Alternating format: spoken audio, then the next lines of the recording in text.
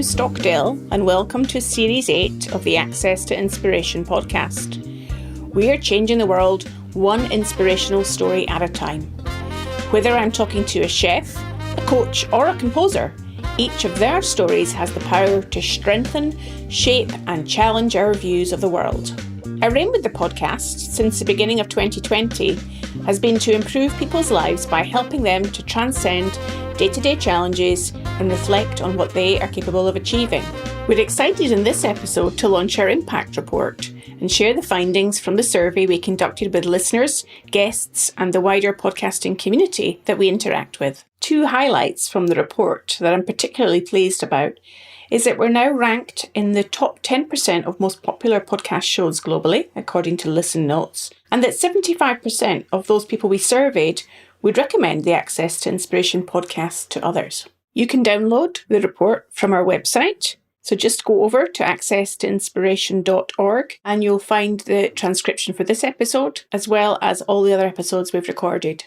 With me today to discuss the topic of measuring impact are two women who volunteered to design and produce the impact report. They are Racheal Kigame, who's Country Director of Help the Child Africa, and Salome Gathoni, who's the Corporate Affairs Manager and a member of the senior management team of a hospital in Kenya and a communications specialist. They've both been the key impetus behind producing our impact report, and I welcome them both to the podcast. Thank you so much, Sue. Thank you, Sue, again for having us on for this conversation. Now, Racheal, if I can come to you first, because you're the person that I turned to and said, how do I put together an impact report?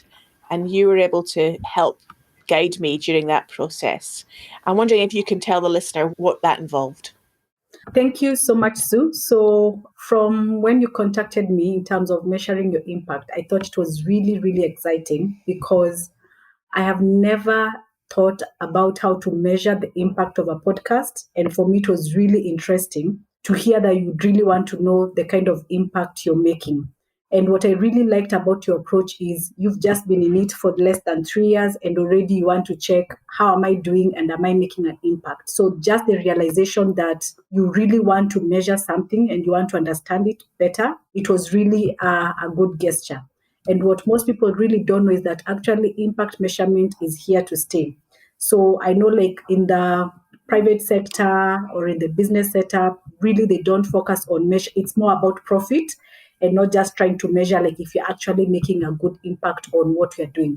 So it's really important that any company, organization, big or small, they really spend time to understand their purpose and what success would look like. And with success, I don't mean like monetary. It's about, are you making a social change in the lives of families and communities that you're actually serving? So measurement is actually the first step that leads to improving anything. For me, it was really good that we took up this project and it's a good starting point for your nonprofit Access to Inspiration, that we're able to gather data. And just to give a summary of the process, we were able to conduct an impact evaluation targeting our listeners and guests. And we're able to really work with professional impact measurement experts who are able to check the credibility of our data to make sure it's rigorous and it's actually measuring what we intend to measure. So it's really a project that involved a lot of experts bringing in their best expertise on the table to be able to measure it. And after we are able to collect the data, we are able to analyze it and now produce the report that we are discussing today. Thank you, Racheal. Great to get your perspective on the importance of measuring impact and then obviously the process we've gone through with this particular report. And Salome, you've been closely involved in the production of the report because I guess anyone can measure something, but how people receive that, it's going to be having an impact almost in the communication of the message. How did you go about it? Thank you, Sue, again for having us on for this conversation. And I'm grateful to Racheal for inviting me along in this project. When I first read the initial findings, my question was, how do we package this into a way where we have so much information, we're in the age of information overload, and you can, in one glance, tell what Access to Inspiration podcasts achieved, where did they start, and where are they going? Like, how does the future sort of look like? Are there insights that you can glean from the numbers, just a glance? And would this be a preamble to adding more value or changing, tweaking for a new strategic direction. So just to think of one way, just one glance, like landing page where you can see everything, was one of the things I really wanted to achieve. And so I was glad that you're able to get a letter that not only did track the journey from where you started Access to Inspiration podcast, but also did tell the story of the number of guests you had, the number of episodes that had been recorded, but also like sort of give a trajectory to the future. How does the journey look like? So I can't wait to see how you do in 2022. So just getting a glance, synthesizing all information to one page, that was for me the best bit of this report. What you're saying there is that people love visuals, isn't it? And there's a lot of great visuals in the report. Yes. And hopefully those that read it will get a really useful sense of the impact that our podcast has been making since we got going for almost 2 years now.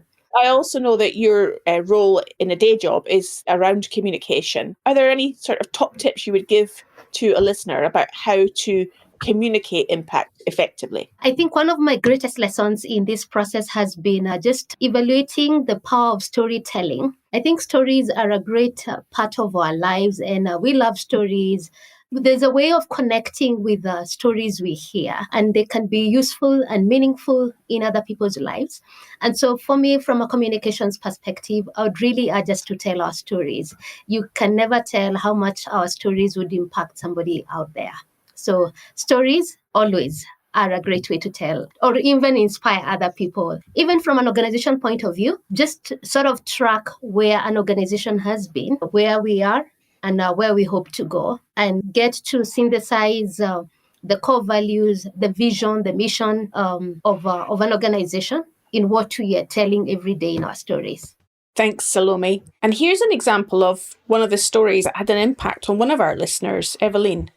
Episode 9 was J.D. Bartow, who's an astronaut going into space. And this is what Evelyn thought about it. There were a lot of little bits of inspiration that I got from the podcast. I think a lot of things were unexpected. To be honest, I'd never really even considered what kind of people go into becoming an astronaut. What kind of people choose that as a career or as a profession.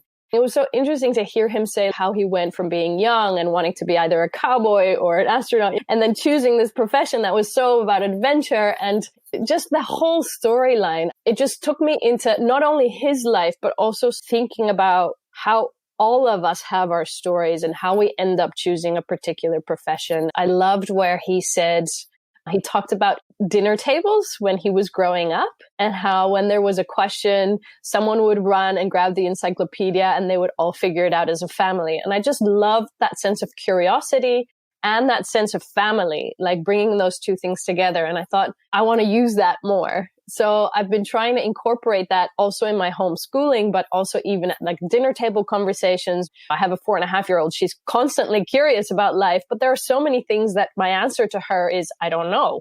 I don't know the answer to that. So then not just stay there, but actually okay, let's figure this out together. And it's brought a whole new energy also into our learning and growing together, which is really, really neat. Another way that our podcast has made an impact with listeners is depending on where they listen to the podcast. And our listener Valentine told us that it really influences her when she's out walking.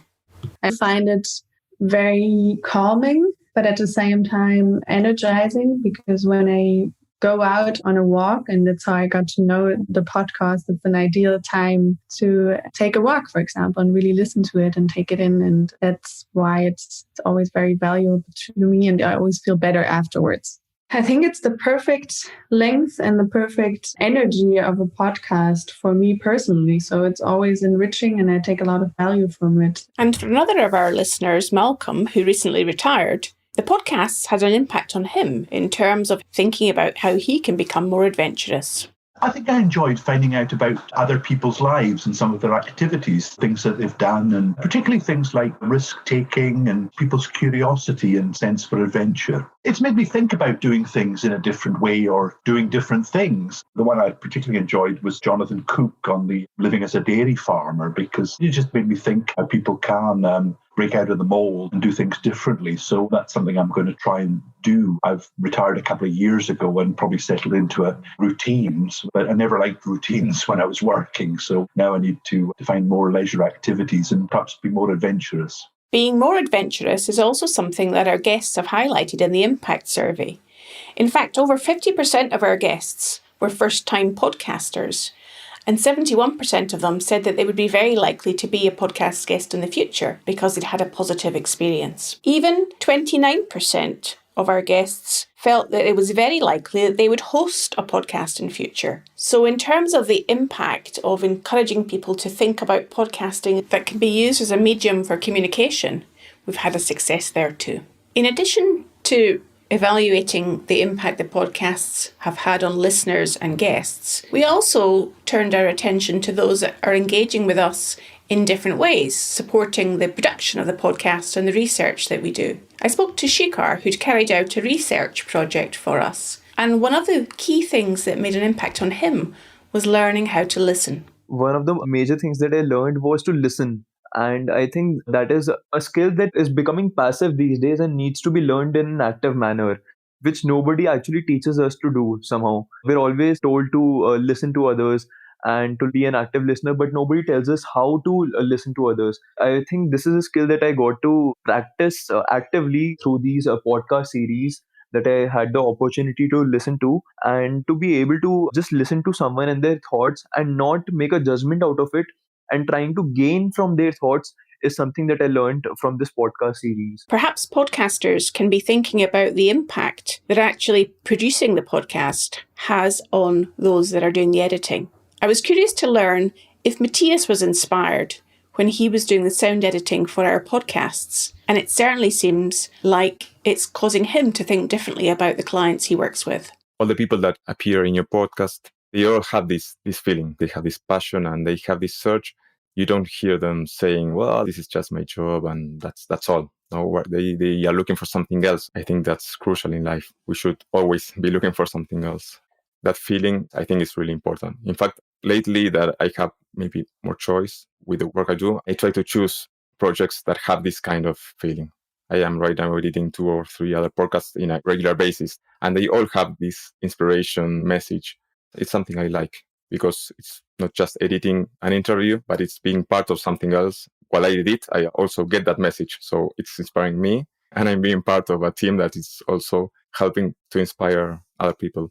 So I hope that what you've heard from some of our listeners and our production team has whetted your appetite to have a look at our impact report. You can download it from accesstoinspiration.org, and there'll be a link on the show notes. I'd like to just finally come back to this topic of impact and find out from Salome and Racheal a little bit more about measuring impact in internal communications within an organisation, and also measuring social impact and the trend that is developing around impact investment. Salome, how do you know that your communications have had an impact within the hospital? So like for my internal communications, are there channels I will do away with in 2022? So just finding out if I send out an email to all staff. So like just intentionality to see how many people read emails. So keeping that data for me is very important because in 2022, I'm not going to do emails because our current staff members are not very much into emails. So it seems WhatsApp and public forums are things I need to build on in 2022. So the primacy of data just for the purposes of generating insight, measuring progress, and lastly to add value or to make adjustments is something I'd really want to emphasize on.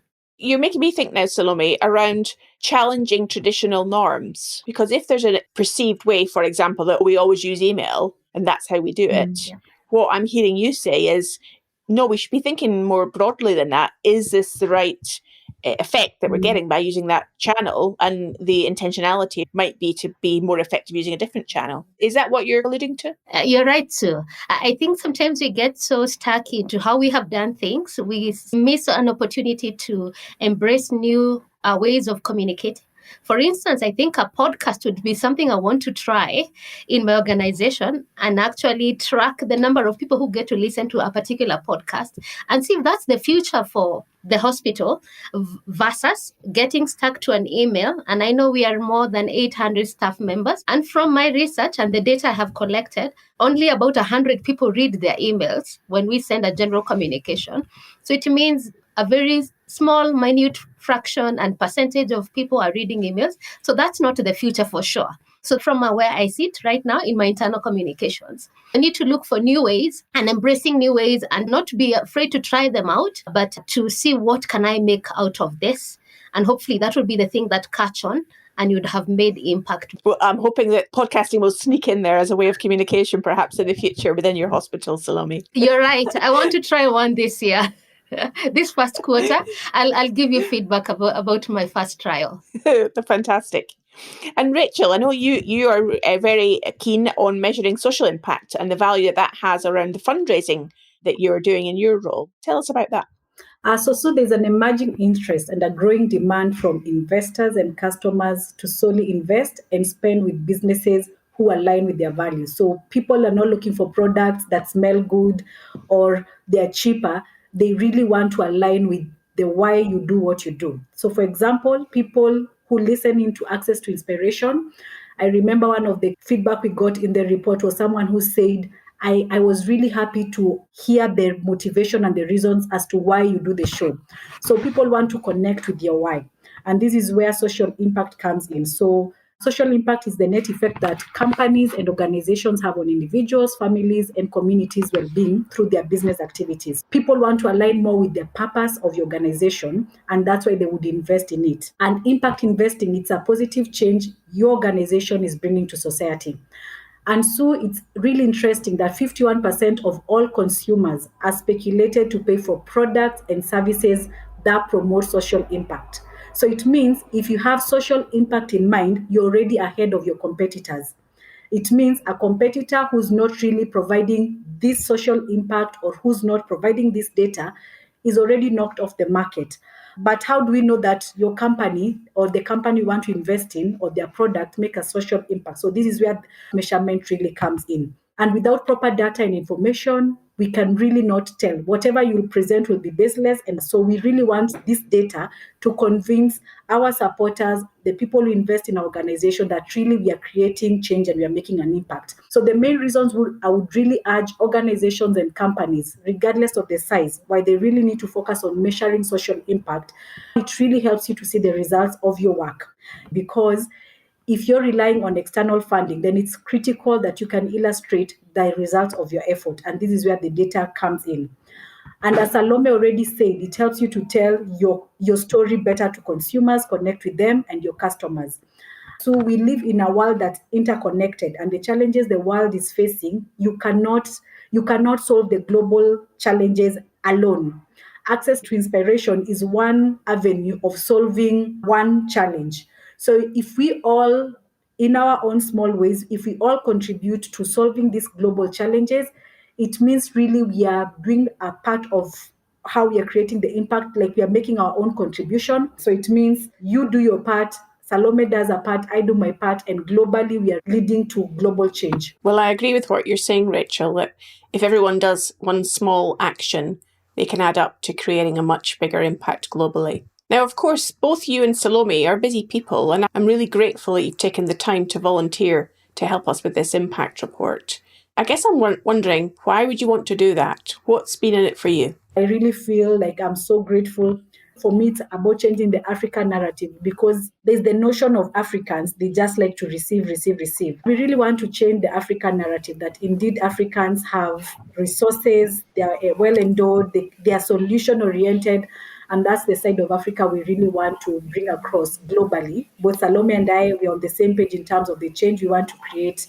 For us, it was really a good opportunity. I just want to thank you again for your volunteering, your resourcefulness, and the brilliant result that you've helped to produce for the podcast series. I hope you have enjoyed our conversation about measuring impact, and that you'll hop on over to our website and have a look at our impact report. Remember, you can keep in touch with us on social media. We are on Facebook, Instagram, LinkedIn and Twitter. Just search for Access to Inspiration. And you can also keep up to date with what we're doing by signing up for our newsletter, which you can do at the bottom of the homepage on the website. Next week, I'll be speaking to Brendan Davis, a film producer, about what it takes to create impact through the lens of filmmaking. I hope you can join us then.